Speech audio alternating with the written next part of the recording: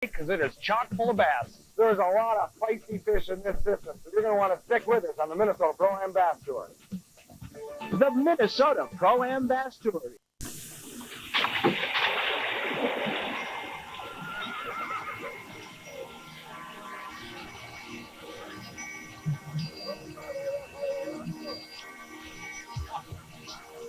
Everybody's going to have a good day. If the guy gets 3 or 4 3-pounders, I think he's going to have a real good chance at winning this tournament.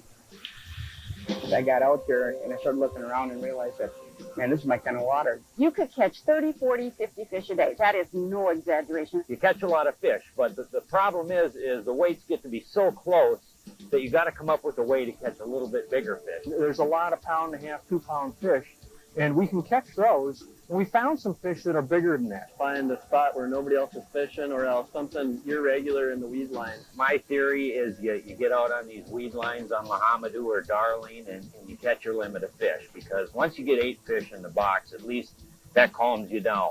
Now you can try to go and get a bigger fish. Fish! What we're looking for are tournament winning fish, 3, 3.5, 4 pounds. And I think that that's ultimately what it's going to take to win this thing.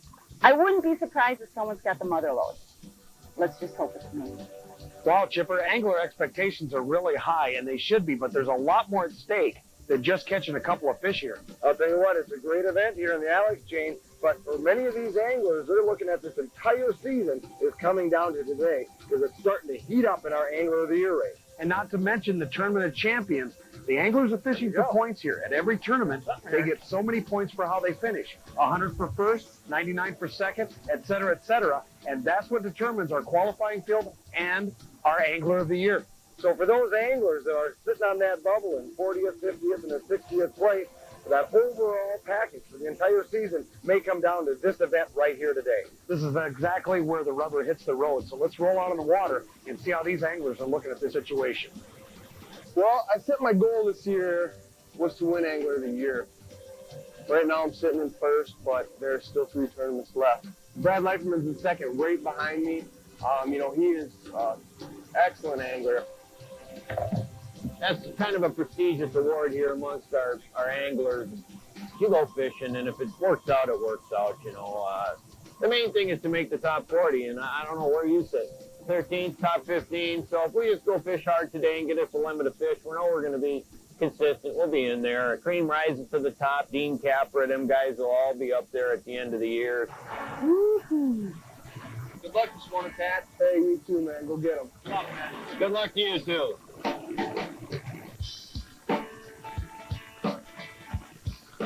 It's beautiful out. This is what summer's all about here in Minnesota. 80 degrees and sunny.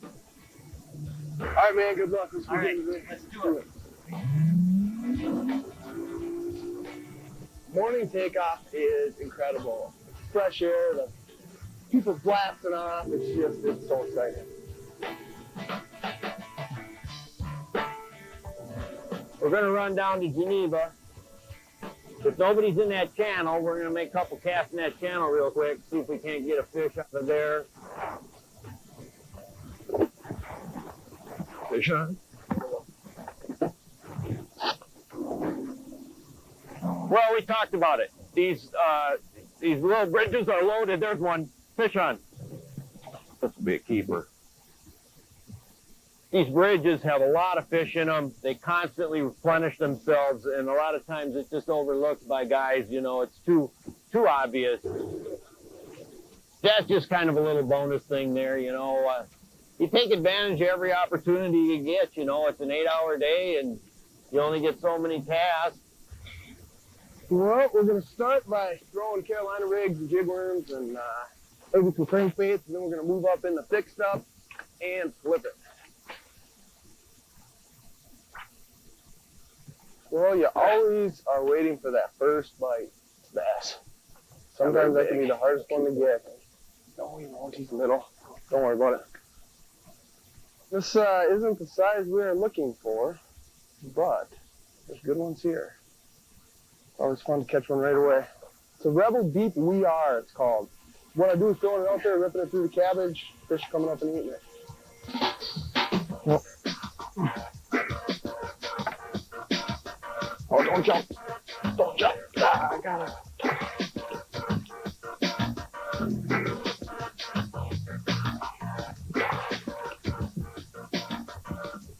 Wonderful.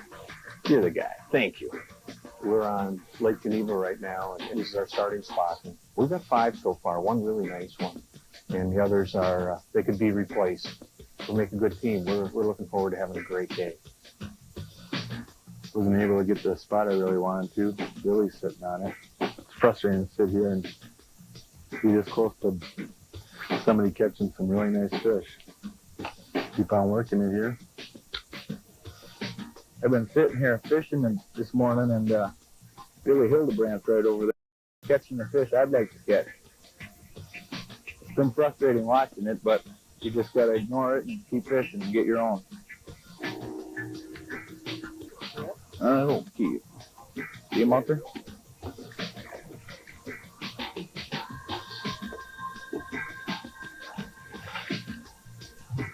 So the only thing different that I'm doing than Billy is I'm out a little bit deeper.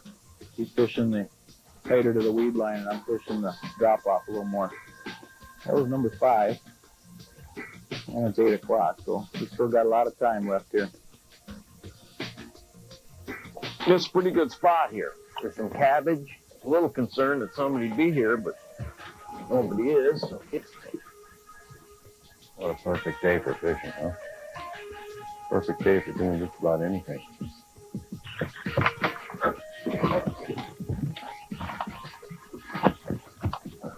There we go. There you go. That's a dandy. Excellent job. I'm just going to sit here and watch you catch him. All right? Back here, I got the net ready for you. Sometimes you get some real good amateurs. I'm with you, dude. The Minnesota Pro-Am Bass Tour is...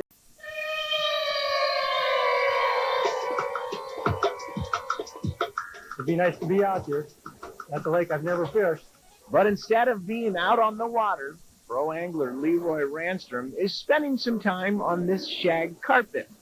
But even while he's making a living, he's living to fish. Even at home or in the middle of the night, you'll be thinking, you wake up and think, oh yeah, now I want to do this and do that and have this tackle ready for that. And because each lake is different. And I mean, even while I'm cleaning carpets, I'll be thinking about that. Definitely. Leroy went into business for himself 22 years ago. But long before he cleaned that first carpet, he cleaned his first fish. I'd always sneak down there and fish, even when I wasn't supposed to. But I'd bring back a bag of fish or a stringer of fish. My dad would say, now go clean them, but don't you go back down there again. Well, a couple of days later, I'd be back down there. You know, I was 8, 9 years old, and I can only stay away so long. And, you know, fishing got in my blood. Today, tournament fishing is in his blood. It started back in 1984 when this die-hard muskie fisherman got turned on to the joy of fishing for bass. I bought a bass boat from a guy, and he said, "Oh, you got to join our club." And this was way back in '84, and I joined their club, and the rest is history, I guess. And then I started fishing money tournaments, and then that gets in your blood, and it's kind of addictive. Well, carpet cleaning is a lot of work. I've been doing that for 22 years. But fishing these tournaments, I go home more tired, more exhausted, because it's just it's so hard watching your line for 8 hours. You just literally go home completely exhausted. And it can be one costly habit. Gets kind of expensive, in particular if you don't cash a check, getting the money. That's why if Leroy wants to start up one of these, he also needs to fire up this. Leroy admits there are much more lucrative ways to make a living, but he might not have such an understanding boss. I always wanted to be my own boss because I've always liked fishing in that, and weekends and taking whenever I can go off and get off. And being your own boss, you don't have to say, "Boss, can I have a day off?" You know. Leroy's hoping he needs to give himself some time off come Tournament of Champions time. In the meantime, he'll clean up here so that he might clean up out here. Tournament fishing gets in your blood, and it's just something you got to do sometimes, I guess. I think I got a fish.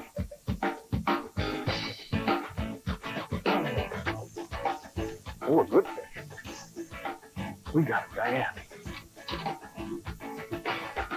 Oh, come up.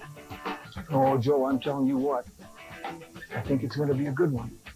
It's coming. Oh, it's coming. Sorry.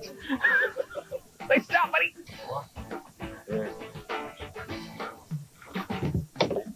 Got another one, guys. We got one in the boat. I got Joe. I got a dandy. Just bite the line off. Put it in. Oh my! Got him. Oh, boy. One of the things with these jig worms, the hook is fairly fine, and the fish will hook themselves. So you don't have to set the hook real hard. You just tighten the line up and lean back on it. Those are the kind we need, partner. Bill caught a fish and he had it just by a hair inside there, and I couldn't quite get him out. And he caught another one. It was either throw him on the bottom of the boat or cut the line and quick grab the next one. So that's what I did. There's a good fish. Hopefully it's a green moon or the right type. What? There you go. That worked. Typical Homme Dieu. Number 3. You're kind of fishing against the other guys out there, but we're all also fishing against the fish. I love hunting, and fishing is a lot like hunting. You got to do your scouting. You got to find the edges of where the fish are, and that's what makes it fun. Oh, that's a much bigger fish.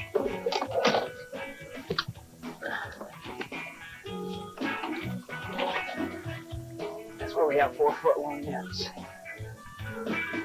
Keeping that all there.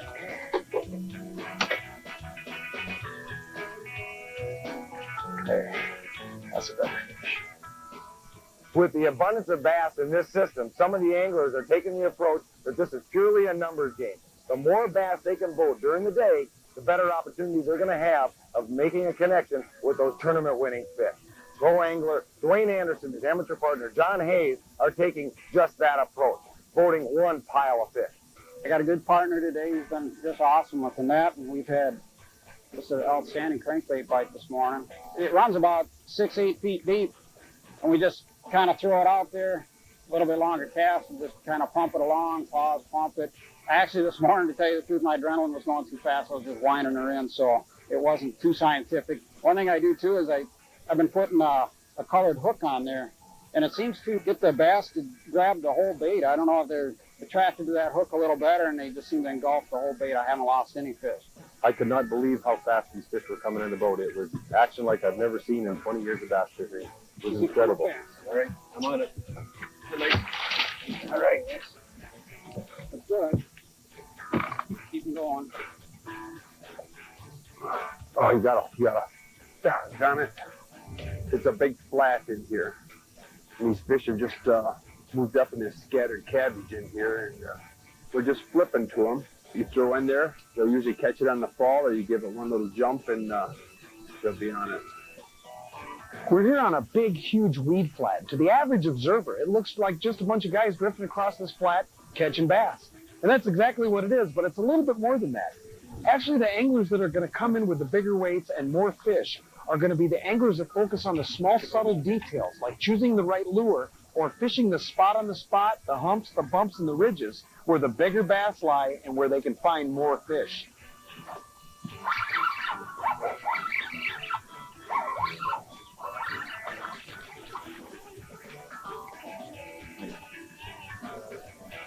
The 3-pounders are pretty elusive today. A lot of these in the lake, about 2 pounds too small. I have my partner just casting inside to look for the fish that are maybe a little bit higher on the flat. I'm basically fishing the edge of the weeds, maybe 12 feet, 13 feet.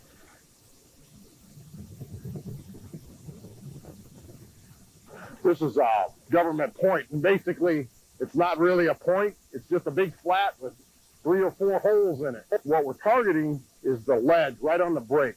I'm sitting out 19 feet of water, and we're just basically drop shotting. So we're using a 1/4 ounce tungsten weight tied on the bottom. and go up about 1.5 feet. And I'm using a circle hook, basically a live bait hook. And I'm just rigging it with a tube, slowly just sitting there jiggling it off the bottom like that, trying to get, entice the fish to bite. Easy now.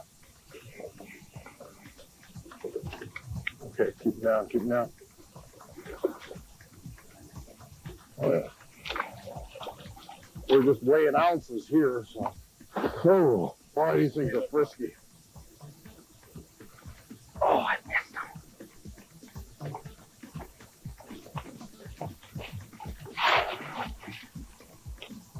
Pro's been very helpful. Fishing deep is kind of tougher for the newer fishermen. You don't know where your lure is, you don't know where the weed line is. He's been very nice about telling me where the breaks are, where to throw it. That'll go. Since the sun's come up, we moved to the docks and just fishing in the shade. We have real high skies today, lots of sun, so these fish have really stuck up to the dock. Got him.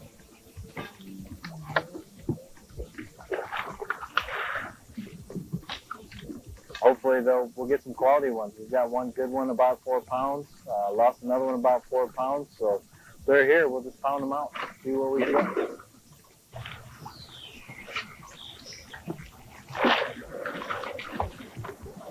Ah, got it. Can't believe I dropped that one. Well, we just missed a beauty. And then Troy just nabbed another nice one right there. 3-pounders on this chain. They're money. But we got to get a few more in the boat before we're thinking that way. The Minnesota Pro-Am Bass Tour is brought to you by the Alec community is just fabulous. I mean, the people here are genuine. It makes you feel good to come here. It's a great facility here at Arrowwood Resort. I've been here many times for other things, and the bass tournament's a great place to have here because they have all the amenities. They've got the putt-putt golfing. Families can come, and the kids have plenty to do because they've got the pools. They've got all the lake access. We fish out here all summer and never cover the same area. It's a great place to vacation if you're into bass fishing. There's a family sitting out on the dock in Lake Darling. They were asking us what we're using to catch our fish. I pulled up next to him and offered him a couple flukes and some hooks so he'd know what to get when he was down at the tackle shop. And boy, he was tickled pink by that. And we got about 2 or 3 docks away and we heard a scream. We turned around and looked, and the little girl had probably a good 14-inch bass on the end of her rod. So that made my day. It's not a numbers place, but it usually holds a couple piggies. Got 2 decent fish off the end. Got 2 nice fish in the box, and then I think we may have 3 peanuts in the box that will just make 12 inches.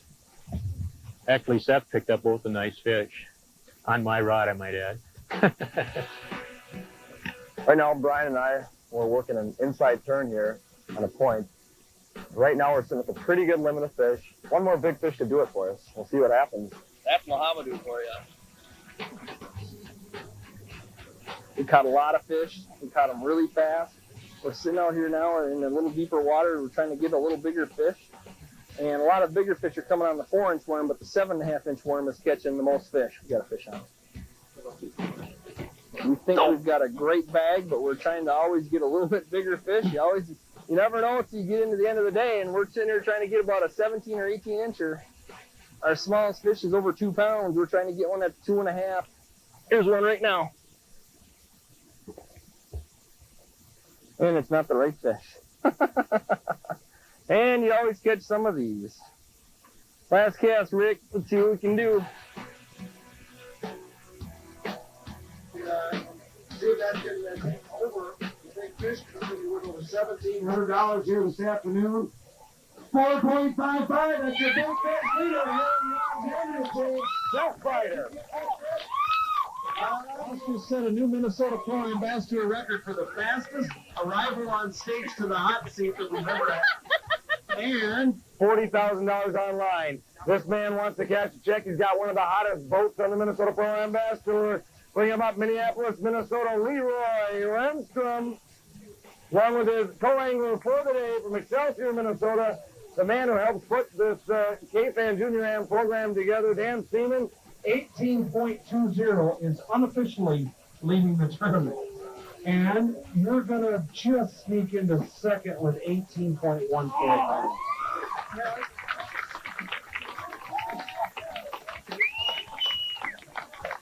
Key fans on Billy Hildebrand from Chaplin, Minnesota.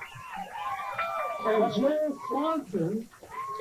Billy, I think there's a couple people out there that listen to Fan Outdoors every once in a while. It's been a hoot, it's been a gas, and I don't know how we're going to end up, but however it shows up, I had a great partner, and we had a good time. I'm going to tell you what, because I hate to interrupt you here, Billy, but you take the lead with 18.81 pounds.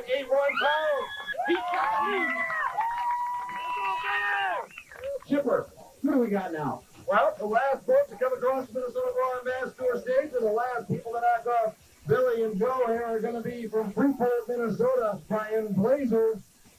Bats are flopping around right now. Unofficially, Bill Hildebrand is leading with 18.81. You just crushed that with 22.65 pounds. Hold him up high. 12.55 is leading it for Big Fish. They just took that too with 5.03 pounds for the big bounce of the day. And there is your takeoff into Minnesota Pro Ambassador Alexandria champion. This is the type of bait we were fishing today. 3/16 ounce stamina jig head with a barbarian hook, and we're using a 7 to 7.5 inch black worm.